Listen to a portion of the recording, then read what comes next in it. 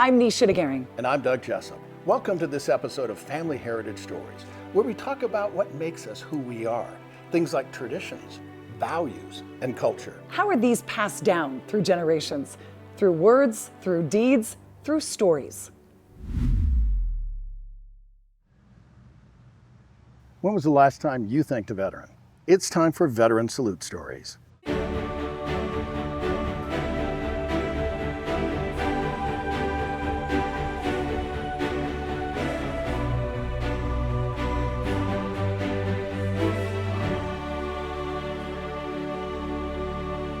My Year in the Company of Heroes.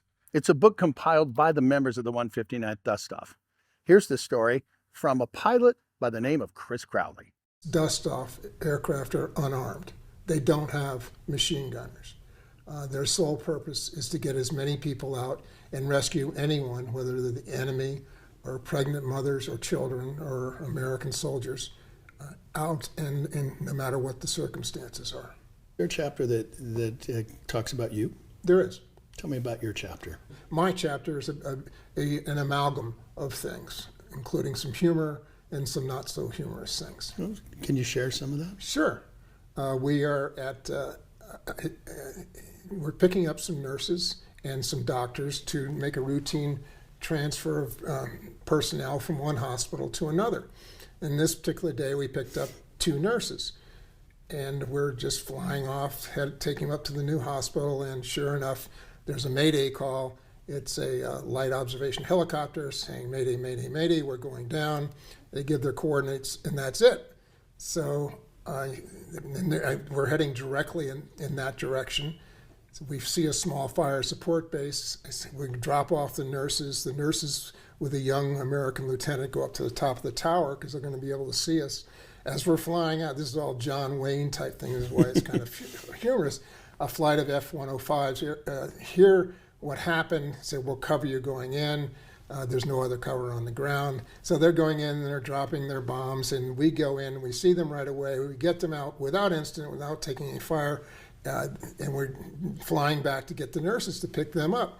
In the meantime, both of them are covered in JP4, so their private parts are burning like crazy. And they're yelling and they're rip off their clothes. We land at the fire support base. The nurses are coming here. These guys don't see the nurses. They run and they jump into a bomb crater full of green slime water to alleviate things. And as they're coming back, they encounter the nurses. So they're running elbows akimbo, bow-legged back to the aircraft. And then we take the nurses back. Nurses never go on hot missions, and we get back to the hospital where we're taking them.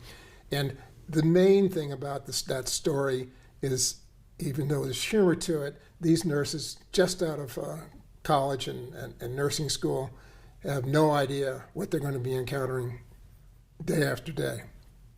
So we get there, and one of them comes up to the window and says, "Is every day like this?"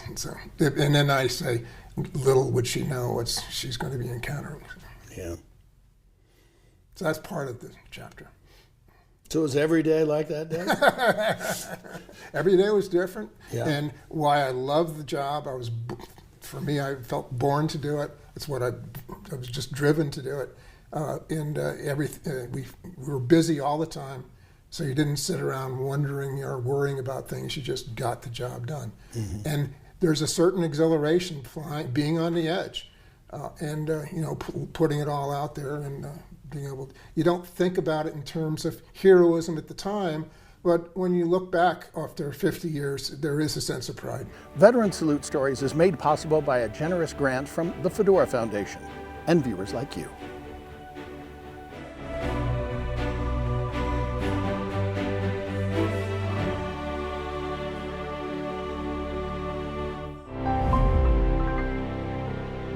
There's something special about memories.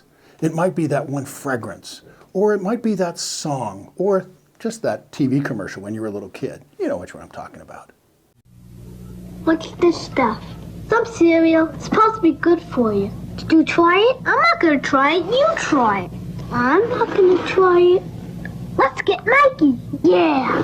He won't eat it. He hates everything. He likes it. Hey, Mikey. When you bring life home, don't tell the kids it's one of those nutritional cereals you've been trying to get them to eat. You're the only one who has to know. This is Concours, a world-class luxury compact from Chevrolet, in Europe to show that an American car can challenge the highways of the world. Concours is an affordable car for people who appreciate the stylish elegance of fine touring cars, luxurious interiors, and dependable Chevrolet engineering. Concours, built for Americans at home anywhere. A world-class luxury compact from Chevrolet. What is one of your favorite memories about Grandma or Grandpa?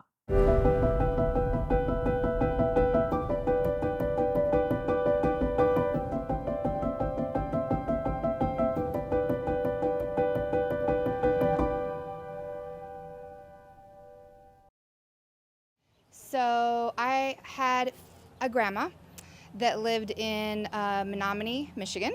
That's where my mom is from, and this is her mom. And she was a very sweet lady, like the sweetest woman you could ever meet. Very Christian,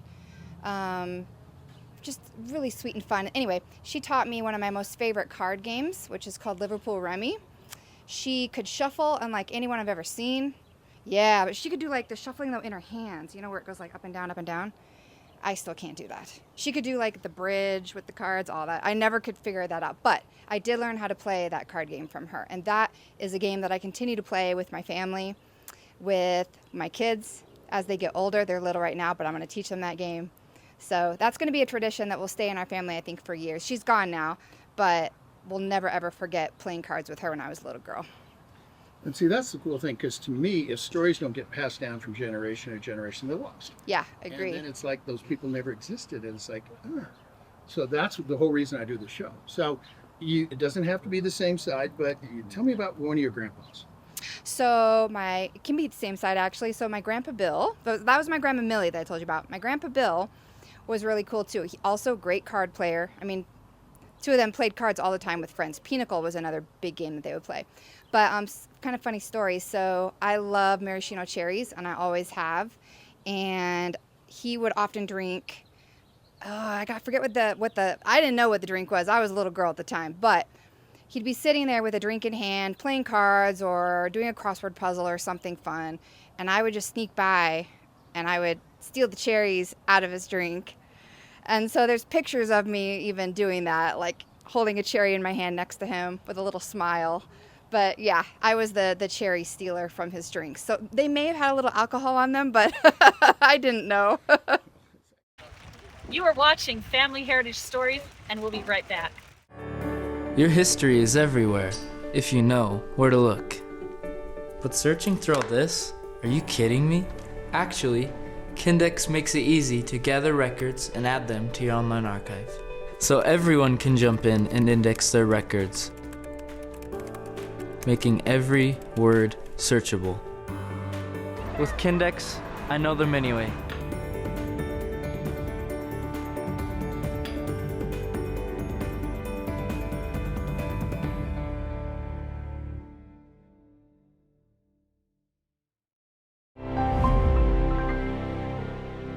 And now, Dad Jokes with Mike Agrilius. Why do flamingos stand on one leg?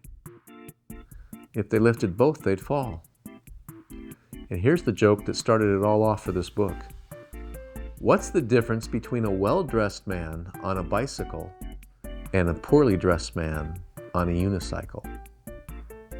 A tire.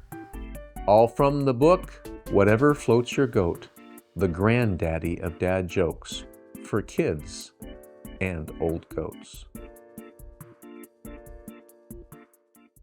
A lot of traditions are based around food, okay? Heritage is based around food. I mean, think about it. You know, you got a certain kind of music and you can hear that music in the background and you think, bam, okay, I'm back in Italy and we're eating whatever it is. I don't know.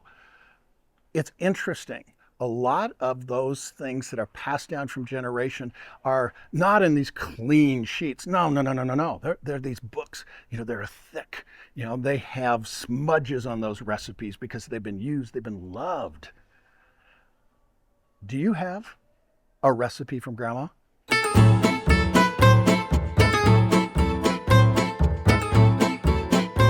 I'm from Peru. Yeah. Where in Peru? It's in Huancayo, Junín, Peru. It's a small country. It's really a small city. I was growing with my grandpa, with my grandma. It's kind of my parents. My parents showed me good experience for doing good people and trust and good things. But it's good country, Peru. It's good people, the food, everything. It's good. The people, it's nice. You know, like share with people and other people. This is Well, you great. brought up the thing that I like the most, food. Okay. Yeah. So, was there something that your grandma made, food-wise, that you just really loved? Oh, the pachamanca. Oh, really? What's that? Oh, it's make a hole in the dirt and the land and putting rocks and putting fire, make hot really hot the rocks and prepare the chicken, meat, other one with good season and putting first, when it's ready, hot the rocks, putting 1 cup potatoes and jam and putting more meat, putting cords, aba beans and putting more herbs and putting other plastic or something for make warm in the cooking inside the whole land. Sounds delicious. Oh yeah, for me it's really delicious. I like this, my favorite. Hi, I'm Alicia Frigeva. You're watching Family Heritage Stories. A while back, a group of Vietnam veterans came to Salt Lake City for a reunion. And one of the wives called up and said, "Hey, Doug, can you do this interview?" I said, "I would love to." So I got these 6 guys flying in from all over the country. The 159th Dust Off Medical Evacuation Helicopter Unit from Vietnam. We're talking medics and pilots of Hueys. To give you an idea, they took the guns off the ship, okay, so that they could get more patients on there. So now you're flying an unarmed helicopter. And as one of the guys put it, they decided to put a nice little red X on their aircraft, which made for really, really good target practice. Every single one of these 6 guys had done over 1,000 missions. Every single one of these guys had saved over 3,000 lives. Half of them were Purple Heart recipients. They told me stories that I was just amazed with. The stories were not originally intended to go on television. They were actually private interviews, because we do that on Family Heritage Stories. But I asked them, is it okay if we made a special? And to my amazement, they said yes. Well, it went out there and people like you responded phenomenally well. And then we also put it online. And something about a month later happened that was just like, wow. We posted these 6 stories. Not 1, not 2, but 3 of the stories had comments on them. And I'm a news guy, so I had to fact check. And so I asked these guys, hey, has anybody heard of this person, this person, and this person? Oh yeah, oh yeah. The comments were things like, this was the guy that gave me my orientation on the first day coming into Vietnam. He's the reason that I came home alive. Another one was saying, this guy literally saved my life. Wow. The power of stories is incredible. And that's the reason we started Veteran Salute Stories, and that's why we're asking for your help from veteransalutestories.org. Thank you very much. Hi guys, this is Family Heritage Stories, and we'll be back in a second. Great gardens begin right here. Beautiful flowers year after year. So much to choose from, so much to see. So much fun for my garden and me. For the best selection of plants and trees. Come on in and you will see why every day is a great day at Mill Creek Gardens. Ba ba ba ba. What does remember where you came from mean to you?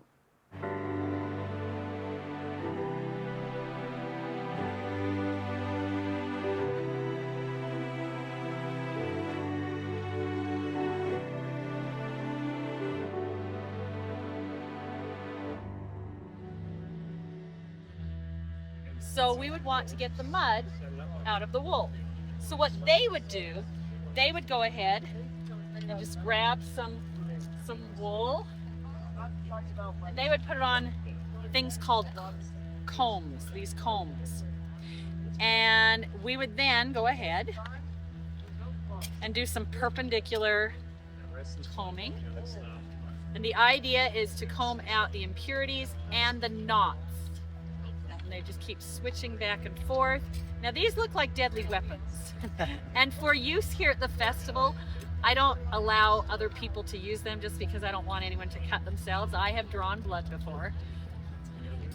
Okay, so you can already see a difference in the fibers going the same direction, and they look much cleaner. Okay, the same process would happen if we use something called cards. And these are what I actually let people use here.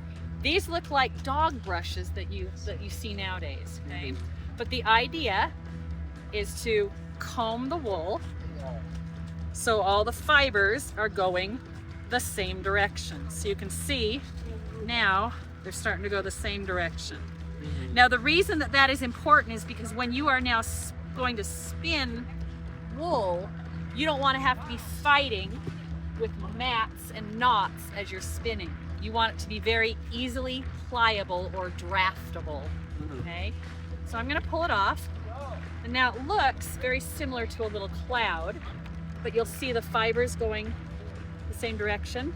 You'll also notice how easily it pulls, and it's very fragile. This wouldn't hold any weight. So then what they would do is they would use something called a whorl, W-H-O-R-L, or they might use something similar to a drop spindle. We're going to use a drop spindle today. So a drop spindle is what will spin the wool into yarn. Vikings lived hundreds of years before a spinning wheel was invented, so they had to have something to spin. So we're going to go ahead and put the wool onto our drop spindle, and we'll start to spin it. Now the reason it's called a drop spindle is because they would drop it and let it spin and draft from the top. And drafting means I'm pulling the fibers so that I can release as much as I want to release to make my fibers as thick as I want. Now can you imagine fighting with mats and knots while you're trying to spin? So that's the whole reason we wanted it to be combed so it was more easily able to be drafted. Okay. All right, so now we've got a pretty good bit of fiber, and remember how we said this would be so fragile it would not hold the weight of the spindle. This is holding the weight of the spindle just fine because all the twists. The twists in the fiber make it stronger. I'm going to go ahead and park it and pull it off. Now, if I was to let go right now, what will happen? Yeah, it'll untwist because I've spun it clockwise, but we don't want it to untwist because then that won't help us. So go ahead, pinch in the middle, and let go. And then we're going to let it twist back on itself. And it just twisted the opposite direction. So we spun it clockwise, and it just spun counterclockwise onto itself. And you'll notice we have now spun yarn. You can see, you see the spin? We've got a 2-ply piece of yarn there, and it's not unraveling. So now it would be ready to use on a weighted loom that they might have. They would have had strings hung down, and on the bottom weights of rocks, and they would weave a loom. Or they would use something called a nawl to do nawl binding, which was a kind of a precursor to knitting and crocheting. As opposed to knitting, if you knit something and you get a hole in it, what would happen to that garment? Do you know? It would unravel. But nawl-bound garments, they can have holes in them, and the integrity of the garment remains because each of the little stitches is its own knot. So they could nawl bind a sweater or a hat or gloves or stockings or whatever they need as part of their clothing. And they could also use something called a lucette, that look similar to this, or some of these, and they would make very strong cord. Some of those cords, so they would go from one, so we've made a piece of yarn. Here's a piece of yarn that is actually store-bought, but you can see it has 3 pieces, so it's a 3-ply piece of yarn. We made a 2-ply piece of yarn. We know that yarn itself isn't very strong, great, but now it's a 4-sided, a square cord made from this little tool. Will you go ahead and pull on that? Nice tug of war. Yeah, it's really strong. It's really strong, isn't it? Oh. So if they needed a strong cord, say for any of their household items, maybe the men's pants needed a drawstring cord, or the bags that they were using, they might have used it on the edging of their clothing as decorative. I am in the process of making a rug. It's the size of a hot pad right now, but it'll eventually be a rug, but it's from a lucette cord. So that's something that they would have used, going from something unusable to something usable.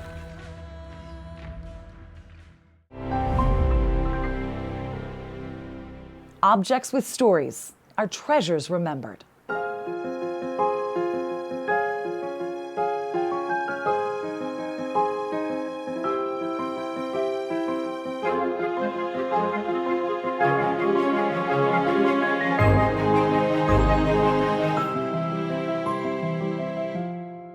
Let me take you back in time to around 1913. There's a busy little town called American Fork, Utah. One of the icons of the community is a store called Grant's Music Emporium. The proprietor was a gentleman by the name of William Grant. A newfangled contraption called an automobile, more specifically the Ford Model T, came through town traversing the dirt roads for the first time.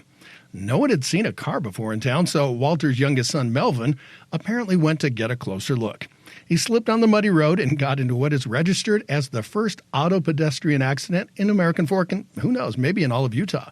Don't worry, though, little Mel was okay. Fast forward, and that little kid that got into an accident grew up to be a person that helps people avoid accidents as a member of the Utah Highway Patrol from 1935 until 1964. This badge right here was his. His grandson, Terry Grant, is now steward of this heirloom, which he received when he turned 8 years old. Everyone has a story. Objects with stories are treasures remembered.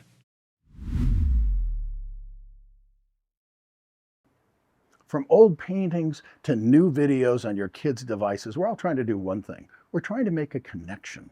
It's the power of stories. How powerful are stories? We asked Maura. It's priceless. It's priceless to me because when I was first sitting with the guys listening to their stories, it's something you just can't get back. And there's a lot of stories I wish I would have had recorded from my dad, my mom, my grandparents. So at least we were able to get these stories recorded. And to have them videoed and digitized is key, because the younger generation, you know, sitting with my nephews, doing homework with them over COVID, they weren't looking at books, they were looking at screens, and they can look at this on a screen. Everyone has a story. Sometimes those stories are told through music.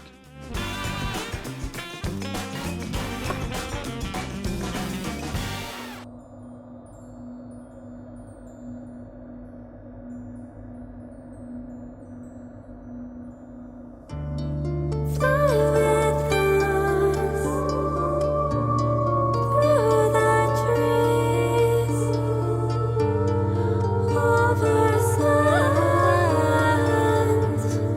over sea.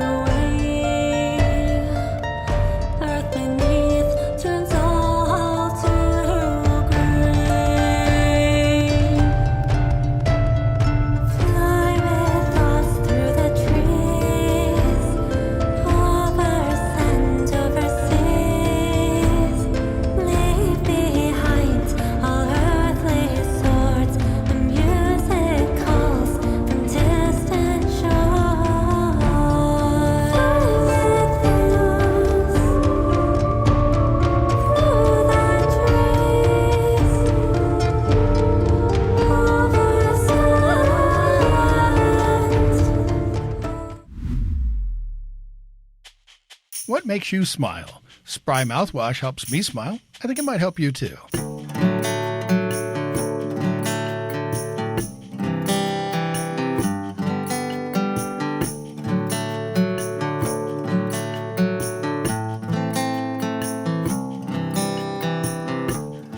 It's our honor to be able to help people remember where they came from. If stories are not passed down from generation to generation, they become lost.